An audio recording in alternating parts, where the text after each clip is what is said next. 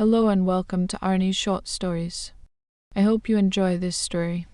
I'm going to try and upload a new story each day. The Red Ink Robbery. The morning sun pierced through the tall, ornate windows of the First National Bank, casting golden streaks across the polished marble floors and illuminating the orderly rows of teller stations. Normally, this grand room buzzed with the chatter of customers and the soft clinking of coins, but today, an oppressive silence hung in the air, shattered only by the murmurs of police officers huddled around a grim scene. At the far end of the room, Mr. Harold Thompson, a veteran bank teller, lay slumped over his desk, his lifeless hand still gripping the open ledger before him. Crimson stains marred the page's red ink, or perhaps blood. Detective Holly Arnold stepped into the chaos, her sharp green eyes scanning every detail. At just 25, with her sleek brown hair tied back and a notebook tucked under her arm, she was the youngest detective on the force, and this was her chance to prove she belonged. Holly knelt beside the body, her breath catching as she noted the murder weapon, a pen with a gold nib, its barrel filled with red ink, protruding from Mr. Thompson's chest.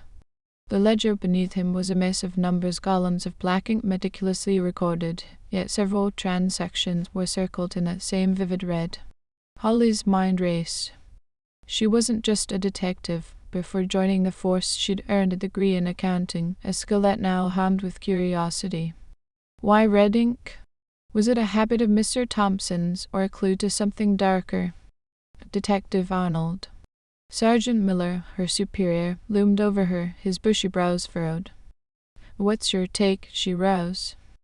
Mr. Thompson was stabbed with his own pen, so the ledger shows irregularities, transactions marked in red ink that don't balance. I think he uncovered a theft and someone killed him to keep it quiet. Maybe. Could just be a robbery gone bad, check for missing cash or anything obvious. Holly nodded. The vault was untouched, the teller drawers undisturbed. This wasn't a smash and grab. She turned back to the ledger, determined to unravel its secrets. The investigation begins. The ledger became Holly's obsession. She sat at a nearby desk, flipping through its pages under the harsh glow of a banker's lamp. The numbers told a story, deposits recorded twice, withdrawals that didn't match account totals. Someone had been siphoning money, cleverly disguising it within the bank's records. The red ink circles highlighted these discrepancies. Mr. Thompson's attempt to track the fraud, perhaps. But who was behind it?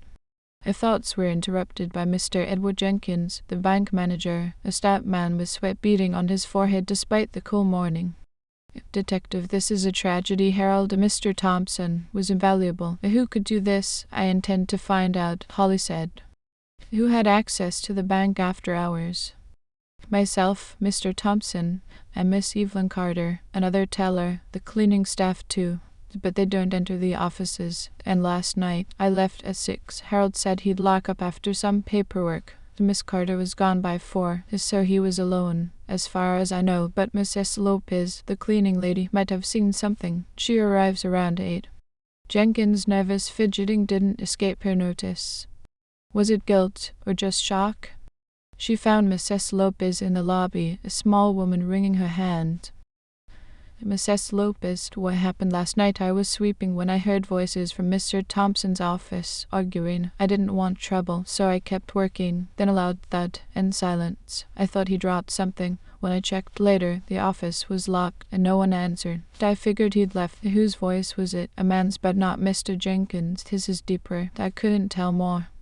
That narrowed it down, assuming Mrs. Lopez was reliable. Holly thanked her and moved on. The suspects emerge. Next, Holly sought Miss Evelyn Carter, a stern woman with sharp cheekbones and a tight bun. She stood behind her teller window, arms crossed. "Miss Carter, how well did you know Mr. Thompson? We worked together 5 years. He was good at his job. Too good, maybe. You were both up for a promotion recently, weren't you? He got it." "I was disappointed, yes, but he had seniority. I didn't resent him for it. Did he seem off lately?" "He was distracted, always staying late with that ledger. I thought he was overworking." Resentment buried but present. Then there was Mr. Robert Smith, a customer with a grudge. Holly tracked him to his hardware store, where he greeted her with a scowl.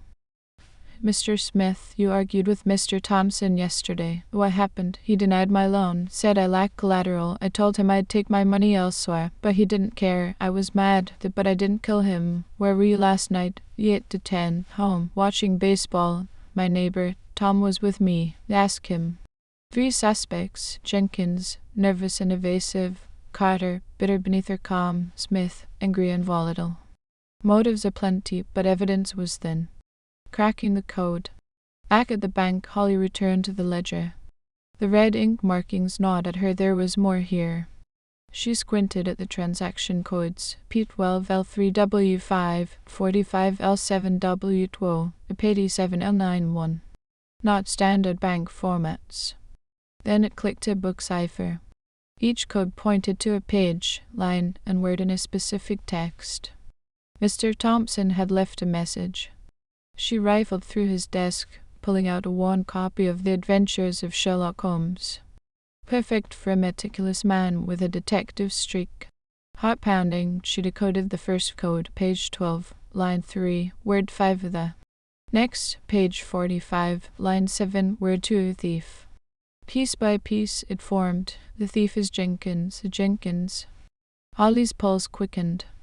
It fit his access, his unease. But was he the murderer too? The message didn't say. She needed more. The last code, P1221L101, yielded safe. The safe. Holly approached Jenkins, keeping her tone casual. Mr. Jenkins, we need to open Mr. Thompson's safe. Routine procedure. He hesitated. Inside, Holly found a folder stuffed with papers, records of diverted funds, a dummy account in a shell company's name, all signed by Jenkins. Mr. Thompson had been billed in a case. The confrontation. Holly called Sergeant Miller. It's Jenkins. He's been embezzling, and Thompson found out. I've got proof from his safe. Solid work. Arnold. Bring him in. She found Jenkins in his office. Going somewhere. Organizing. Come to the station, Mr. Jenkins. We need to talk about the ledger. I don't. Mr. Thompson named you as the thief. These documents show you stole thousands. Did he confront you last night? Jenkins bolted. He'll confess, and it might go easier. He sank into his chair. I was in debt gambling. I borrowed from the bank. Planned to repay it. Harold caught on. Threatened to report me. I lost it. Grabbed his pen. I didn't mean to kill him.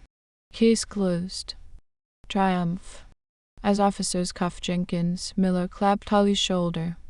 You proved me wrong, kid. Sharp as a tack, just followed the clues. Sir, but it was more her grit, her skills. The Red Ink Robbery was solved, and Holly Arnold had earned her place. Thank you for listening. I hope you enjoyed this story. Please don't forget to like, and even better, like and subscribe. Thank you very much, and I hope you have had or have a great day.